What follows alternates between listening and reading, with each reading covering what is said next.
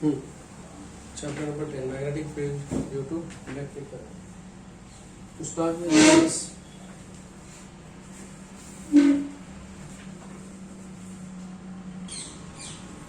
so जैसे कि हमने 11th स्टैंडर्ड में देखा है, सॉरी 9th और 10th में, whenever the current passes, there was an experiment called as Oersted experiment.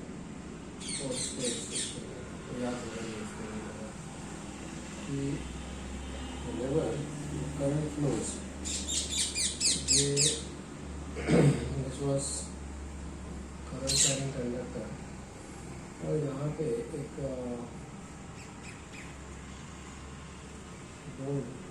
Cardboard लगा दिया जाता है और जिसके ऊपर ऐड फाइल्स होते हैं. तो these ऐड फाइल्स के arrange web cells in the form of the concentric circles when the current starts flowing.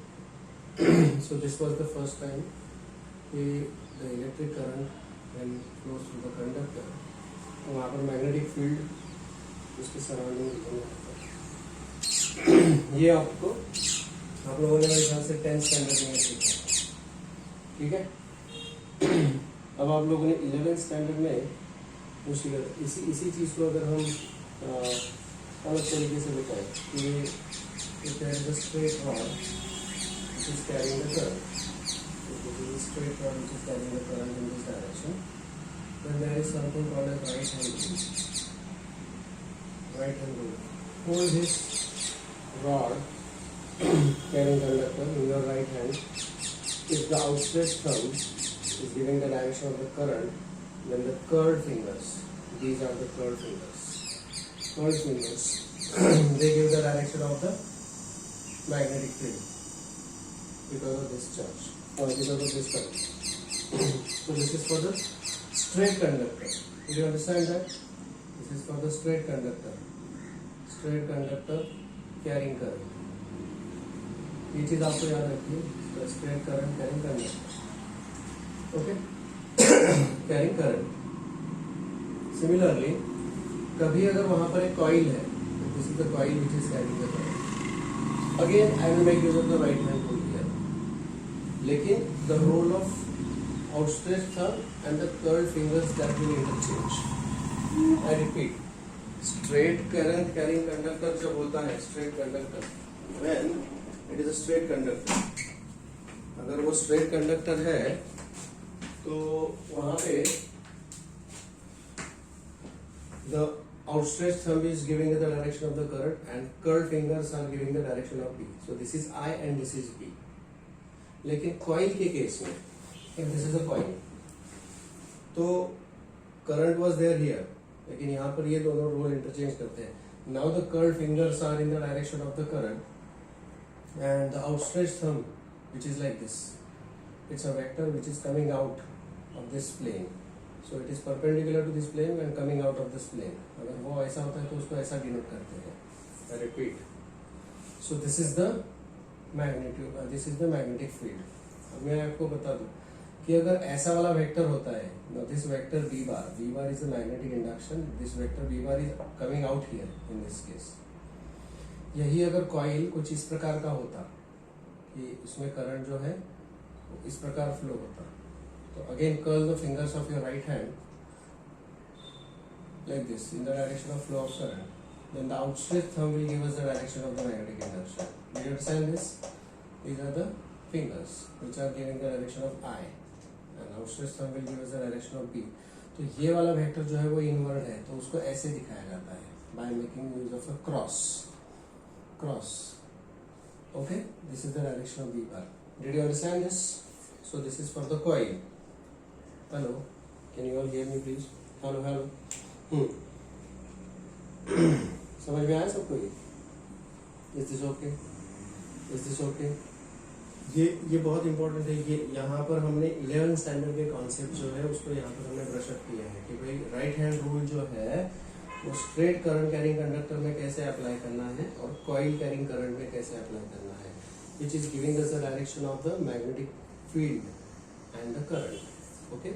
So in both the cases I will make use of the right hand rule. Straight conductor में ये है I और ये है B, whereas coil में ये है I और ये है B. Is this okay? Okay. Now I'll go for the next part. Next part, एक डायग्राम यहाँ पर मैं ड्रॉ करूंगा, जो टेक्स्ट बुक में दिया है वो थोड़ा सा कंफ्यूज करने वाला है, उसको सिंप्लीफाई करने की कोशिश करूंगा मैं यहाँ पर। Now suppose this is the magnetic field, ये ऐसा एक मैग्नेटिक फील्ड है, uniform magnetic field. Uniform magnetic field here is shown by the lines, magnetic lines of force. This is the magnetic field, magnetic induction, a vector which gives us the magnetic field is called magnetic induction. ठीक है, इस magnetic field के अंदर, in this magnetic field, एक charge है Q, charge is Q, and this charge is running with certain velocity. This charge is running with certain velocity, ऐसे जा रहा है, so that it is, so this is running with certain velocity v bar. Okay, और ये जो velocity vector है वो इस वी बार के साथ कुछ एंगल बना रहा है, कितना एंगल है, थीटा इज द एंगल है, थीटा इज द एंगल। अब इस वजह से व्हेनेवर मैग्नेटिक फील्ड के अंदर अगर चार्ज दौड़ता है, चार्ज मैग्नेटिक फील्ड के अंदर दौड़ता है, रन करता है, when the charge starts running, that is called as the current. That means this, we can say that this is a conducting wire and this wire is carrying some current. So ये एक already magnetic field है, उस field के अंदर यहाँ पर current flow हो रहा है, ऐसा बोल सकते हैं, या फिर चार्ज दौड़ रहा है, charge Q is running with velocity v, we say.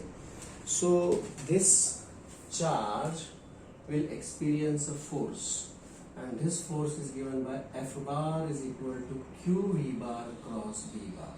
Remember, Q v bar cross b bar.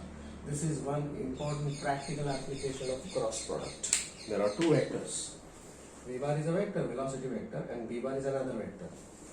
अब मैं आपको याद दिला दूं 11th स्टैंडर्ड में जो आप लोगों ने scalars, vectors, dot product, cross product सीखा है, उसके अंदर अगर ये एक प्लेन है जिसमें ये है वेक्टर A बार, ये है vector B bar, this is the angle between these two vectors, then the vector cross product A bar cross B bar is given like this.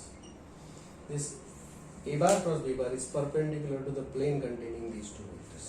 In the same way, Q V bar का जो vector मतलब V bar and B bar को perpendicular रहेगा ये F bar, और इसका direction दिया जाएगा कुछ इस प्रकार. So this F bar is perpendicular to the plane of V bar and B bar, just like this. Did you understand this? Please check whether this is clear to you. Please check this whether this is clear to you. Yeah. सो ये है पहला formula. इसे अगर मुझे magnitude wise लिखना होगा, direction is given by this direction, और cross product में भी ऐसे ही होता है, curl the finger, right hand rule से ही आपको उसका डायरेक्शन मिलता है, curl the fingers of your right hand from the first vector to second vector A bar to B bar, so that will give you the cross product A bar plus B bar. इसी तरह से यहाँ भी curl the fingers of your right hand from the vector B bar to B bar, so that will give us the direction of F bar. I hope this is clear to you all, please check. So इसी तरह से now this force is often called as magnetic force, F magnetic, ऐसा भी कई बार इसे कहा जाता है। F magnetic is equal to, now ये वेक्टर प्रोडक्ट को मैं कई बार ऐसा भी लिख सकता हूँ Q times V bar cross B bar, but I will always prefer to write Q with V. Anyways, now this is the formula number 10.2. आपके बुक में दिया है फॉर्मूला नंबर 10.2। अनफॉर्चुनेटली उन्होंने वहां पर कोई डायग्राम नहीं दिया है, but this diagram I have given for the same, I have given this diagram here for the same. Is this okay? Is this clear? Now आप मुझे ये बताइए कि अगर मुझे इसका मैग्नीट्यूड चाहिए तो मैग्नीट्यूड में इसका लिख सकता हूँ F magnetic is equal to Q V B sin theta, ये उसका मैग्नीट्यूड होगा, इसका magnitude. Any doubts about this? Please check whether this is clear. Please check whether this is clear. Hello. अब इसी फॉर्मूले का ये रेडीमेड फॉर्मूला है, हम उसको डायरेक्ट एक्सेप्ट करते हैं। इसी फॉर्मूले का और एक format, the same formula in the different form, we'll see here. What is this? F bar is equal to, भाई मुझे ये बताइए कि वेलोसिटी क्या होता है? Velocity is nothing but some displacement upon time. some displacement L upon time cross V bar. Can I say so? Now what is charge per unit time? Charge upon time क्या होता है? Charge upon time क्या होता है? I is equal Q upon T is equal to I होता है ना, और Q is equal to IT. Yes or no? I is the current. So I'll say here F bar is equal to IL bar cross B bar. So this is one more format of this formula. इसी फॉर्मूले का और एक format है IL bar cross B bar. IL bar cross B bar. Please check whether this is clear to you all. Hello और एक बार check कीजिएगा IL bar cross B bar. Okay, या फिर अगर उसका मैग्नीट्यूड मुझे लिखना होगा तो ऐसे F is equal to BIL. IL into B, मैं इसको BIL लिखूंगा साइन थीटा, और I call it as BIL sine theta. F is equal to BIL sine theta. Okay, F is equal to BIL sine theta. अगर आप लोग page number 235 पर जाते हैं तो this will be equation number 10.14. Equation 10.14 on page number 235. Please check it and mark it, put it in the box. Hello. Page number 235, equation number 10.14. यही equation दिया है यहाँ पर. I hope this is clear to you all. Hello. जैसे कि मैंने आपको बताया कि the charge is running or moving with certain velocity in the electric field. लेकिन कई बार वहां पर मैग्नेटिक फील्ड भी होता है. ओके, कई बार वहां पर मैग्नेटिक फील्ड भी होता है. सो जो भी फोर्स एक्ट करेगा उसके ऊपर, क्योंकि there will be the force due to electric field as well as magnetic field. There will be the force due to electric field plus there will be the force due to the magnetic field. ठीक है, charge कितना है? Q. Q charge है और वहां पर electric field है E bar, तो उसके ऊपर फोर्स होगा Q इंटू E या Q into E bar. This is the force due to electric field. And what is the force due to the magnetic field? It is given by Q V bar cross B bar. और this is the magnetic force and this is the force due to the electric field. Okay, और ये जो total force होता है, this total force is called as Lorentz force. हम इसको कहते हैं लॉरेंस फोर्स, और इसका एक लॉ भी हम देखने वाले हैं. This is the total force. Now this is the equation number 10.4. Please put it in the box. Equation 10.4. जो भी इक्वेशंस मैं आपको बता रहा हूँ उसको मार्क कर लीजिएगा and please put it in the box. Is this clear to all? Please check. Hello.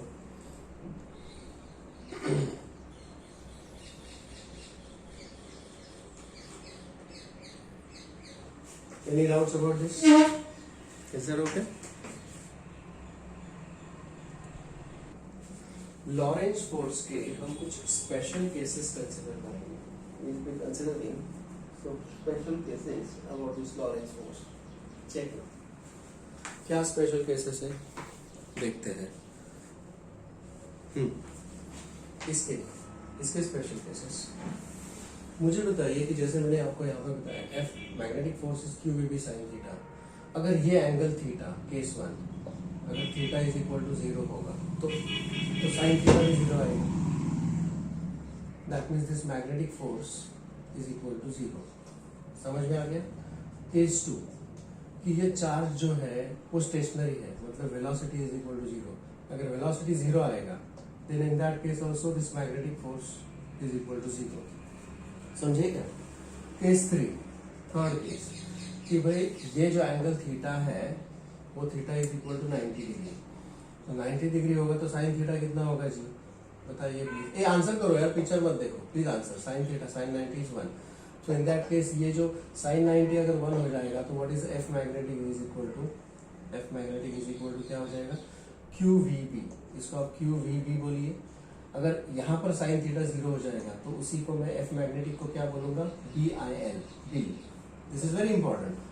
ये बहुत इंपॉर्टेंट यहाँ पर केसेस हमने डिस्कस किए हैं कि भाई अगर ये जो थीटा है 0 होगा तो मैग्नेटिक फोर्स 0 हो जाएगा. That means this charge is moving along the b bar. Theta 0 होने का मतलब है v bar is parallel to b bar. ये उसका मतलब है. v bar, the charge is running along the field, magnetic field. तो in that case there is no magnetic forces. मतलब ऐसा होगा मैग्नेटिक फील्ड और चार्ज भी उसी डायरेक्शन में रन कर रहा है, तो यहाँ पर कोई फोर्स एक्ट नहीं होगा. अगर वेलोसिटी 0 होगा, velocity the charge is stationary, then velocity 0 and the third case is theta is 90 degree. तो दिस इज द आंसर. अब यहाँ पर अगर ये 90 डिग्री पर होते हैं तो ये, इसके लिए मुझे एक सेपरेटली डायग्राम ड्रॉ करना है. I have to draw a separate diagram over here. तो ये डायग्राम कैसे होगा बताइए. This is B bar, this is b bar and this is the direction v bar, okay, and this is that 90 degree. I hope this is clear. 90 degree. तो अब ये जो है v bar cross b bar, तो ये force कहाँ पर act करेगा. this force is like this, this force is like this, f bar. Any doubts about this? v bar cross b bar is f bar, that is f magnetic. समझ में आ गई बात. Hello hello, is this clear to all? Is this okay? अच्छा ठीक है. अब देखिए इसको अगर हम गौर से देखते हैं तो क्यू वी बार का रोल भी यहाँ पर आई एल प्ले कर रहा है, बिकॉज क्यू वी बार जो है q into v bar, q is v bar is l bar upon t, displacement upon time, but charge upon time is I. So q v bar को replace कर रहा है I l bar, isn't it? Q v bar, q into v, इसके जगह पर आई into L आ रहा है. समझ में आ रहा है? तो यहाँ पर अगर चार्ज फ्लो होना, चार्ज रन कर रहा है मतलब चार्ज फ्लो हो रहा है, तो चार्ज फ्लो होने को इसी को मैं करंट भी कह सकता हूँ. When the charge starts running with certain velocity, that is called as a current. So यही डायग्राम हम वेलोसिटी के जगह पर चार्ज अगर मूव होगा तो विथ वेलोसिटी भी, तो उसको हम करंट भी कह सकते हैं. सो this is the diagram for FBI. FBI. This is the formula, or this is the diagram. This diagram is called as Fleming's left hand rule. Fleming's left hand rule. ठीक है, आप उसको ऐसे याद रखिए. FBI. FBI ये शब्द तो आपने सुने होंगे. FBI शब्द सुने हैं आपने? हेलो, FBI सुना है आपने कभी? Federal bureau of investigation. लेकिन यहाँ पर आपको याद रखना है FBI का मतलब होता है F for the force. Now this is for the left hand. देखिए, if I place, this is the force acting on the conductor, this is the magnetic field and this is the current. FBI, FBI, FBI. समझ में आ गया? Fleming's left hand rule.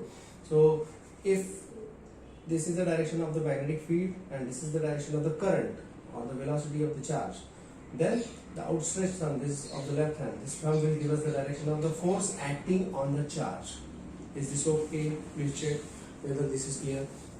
Now the same diagram is shown there on page number 231. ऐसा ही diagram दिया गया है वहाँ पर. उन्होंने इसको थोड़ा घुमा के दिया है diagram, but this is what it is. This is okay.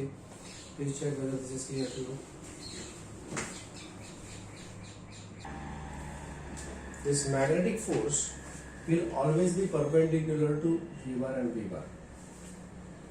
जिस प्लेन में ये V bar और V bar होंगे, उस प्लेन को ये हमेशा परपेंडिकुलर होगा. So that means this angle is always 90 degree. So we can say F bar is always perpendicular to V bar. अगर ये perpendicular है तो what is F bar dot V bar is 0. अगर ये दोनों वेक्टर्स perpendicular है तो इनका डॉट प्रोडक्ट 0 है. Now V is the velocity. V is the velocity. तो मैं बोलूँगा F bar dot velocity is equal to displacement upon time is equal to 0. But F bar dot S bar is equal to, this can be the power or this can be the work done upon time is equal to 0, or this is the work done. So the work done by the magnetic force is always 0. Why? क्योंकि magnetic force is always acting perpendicular to the velocity. So magnetic force does not do any work. वो कुछ काम नहीं करता है, isn't it? So it will only change the magnetic force जो है, the magnetic force will never do any work. तो उसका काम क्या है फिर? It doesn't do any work. The work done by the magnetic force is always 0. So it is only responsible for changing the direction. Change the direction of current बोलो या charge बोलो. Direction of the charge which is moving. Isn't it? Charge का direction change करने का काम वो करेगा. Work done by the so this magnetic force is responsible for changing the direction of the charge. It will never do any work here. Please remember this thing. This is mentioned on page number 231. Please check that. वहाँ पे check करिएगा. Please understand this. What I want to tell you is it will be responsible for changing this direction. It will change in direction of the charge. It will never change the speed of the charge. Change in speed is not obtained by this. Charge का speed ये कभी change नहीं करेगा. क्यों? क्योंकि it is not doing any work. It will only be responsible for changing the direction of the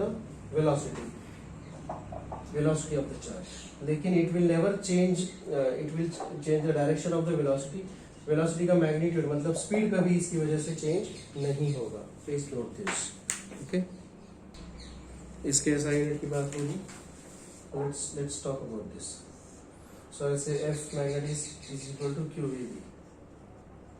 F magnetic is QVB. I want to find out what is the SI unit of B. So B is equal to F upon Q into V. चलिए इसका हम SI unit लिखते हैं. This is the force which is measured in Newton. Charge in Coulomb. Velocity meter per second. ये पर second ऊपर चला जाएगा. So what is the SI unit of this? Newton second coulomb metre. Newton second पर coulomb metre, जिसे हम SI में tesla भी कहते हैं. This is also tesla. So this is given in the bottom portion of it. इसका dimensional formula भी हम यहाँ पर फाइंड आउट कर सकते हैं. Dimensional analysis. इसके डायमेंशन क्या होंगे? This is force. F is equal to M A मतलब kg meter per second square. This is for Newton. This is second and this is Coulomb meter. इसमें से metre चला जाएगा, एक सेकंड चला जाएगा. So what remains is kg per Coulomb second. Now Coulomb is for charge. Q is equal to IT होता है. तो that is equal to ampere and this is second. Coulomb की जगह पर मैं ampere second लिख सकता हूँ. So this is equal to kg ampere second and ये second square. तो what are the dimensions here? M L T. Mass 1 in mass. There is no L. T is -2 and this is A is -1. So these are the dimensions of magnetic field. Next page पर इसके dimensions ये होंगे, नहीं दिए. Okay. आप लोग इसके dimensions लिख सकते हो. These are the dimensions. Is this okay? M1, L0, T-2, A-1. Check if it is clear to you all. अब यहाँ पर और भी दो डायमेंशन दिए हैं. Go to page next page 232. SI unit is called as Tesla. 1 Tesla is 1 Newton second per Coulomb meter. 1 Tesla is 1. ठीक है, लेकिन उसके कुछ छोटे यूनिट्स भी होते हैं. Also 1 Tesla is 10⁴ Gauss. Okay, 10⁴ Gauss actually हमको कैपिटल G लिखना चाहिए क्योंकि it is given in after the name of the scientist. Okay, तो उन्होंने Gauss स्मॉल ऐसा भी लिख सकते हैं Gauss, या तो फिर कैपिटल G लिखना. So 1 tesla is equal to 10⁴ Gauss. ठीक है, this is also one more convenient unit. Alright, ठीक है. Any doubts about this so far? Hello, यहाँ पर नेक्स्ट जो ग्रीन वाला एक ब्लॉक दिया है वहाँ पर MRI हम कई बार सुनते हैं. MRI, what is MRI? किसी का एक्सीडेंट होता है या कई बार हॉस्पिटल में MRI स्कैन करने के लिए जरूरत पड़ती है. तो what is MRI? MRI is magnetic resonance imaging, लिखा है वहाँ पर. ठीक है, this is the technique used for medical imaging and requires the magnetic field. कितना मैग्नेटिक फील्ड का स्ट्रेंथ होता है देखिए वहां पे दिया है 1.5 Tesla to 7 Tesla. whereas nuclear resonance experiments, nuclear reactors के अंदर जो मैग्नेटिक एक्सपेरिमेंट्स किए जाते हैं उसके लिए जो मैग्नेटिक फील्ड चाहिए होता है वो उसके डबल चाहिए होता है, almost 14 Tesla. Such high magnetic fields can be produced using superconducting coil magnet.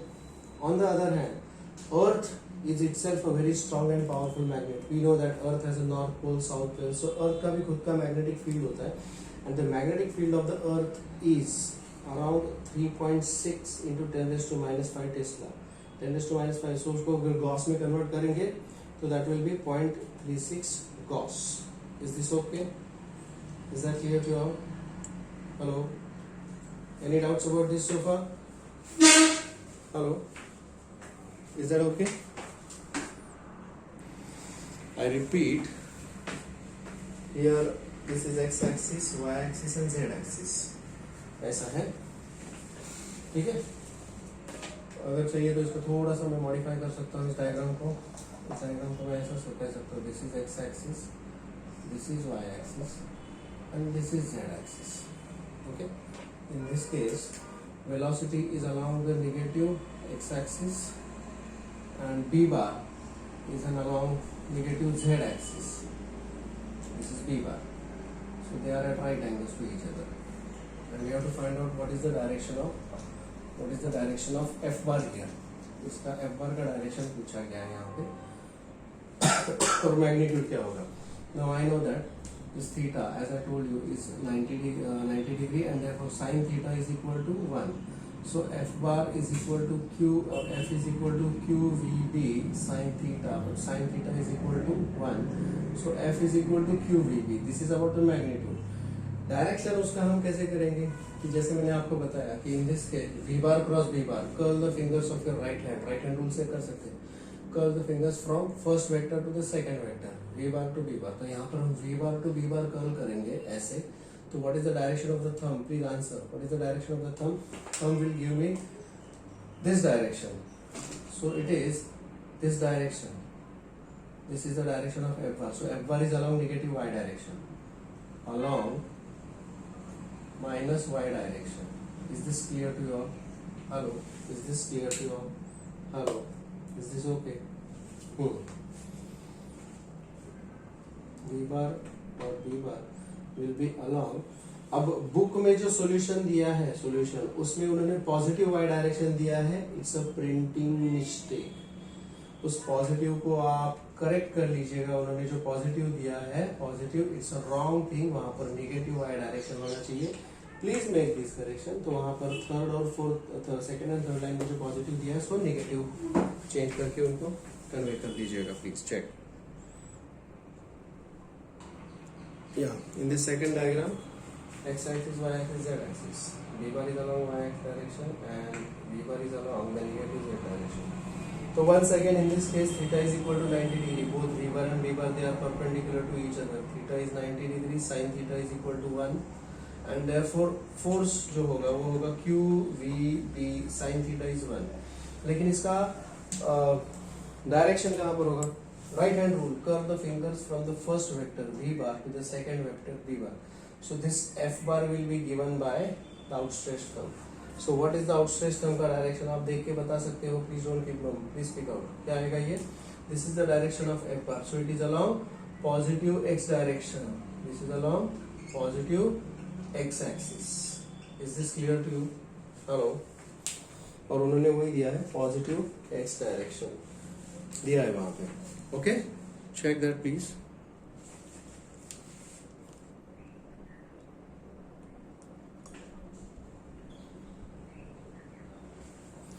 तीसरा डायग्राम अभी मैं ड्रॉ करने जा रहा हूँ. Third diagram. तो third diagram once again. This is x axis, y axis and z axis. No.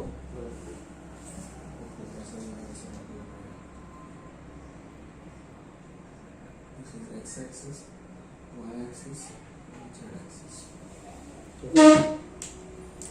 अब इसमें v bar is along negative x-axis.